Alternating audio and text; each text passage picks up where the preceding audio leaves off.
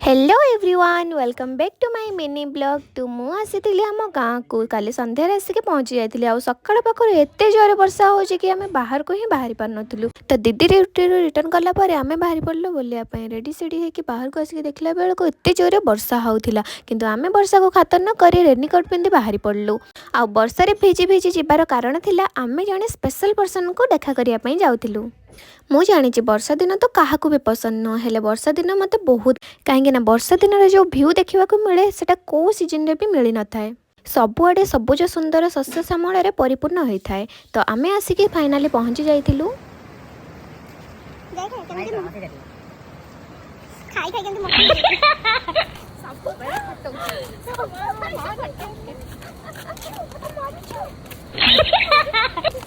जेहेतु संध्या हो जाता तो से आम से स्पेशल पर्सन को देखा करके रिटर्न करूँ आम चली मो भौणी झील पाखक माने पुचु पाखक सी आम वेट कर मुझे पहुँची जाइए आम पुचु पाखे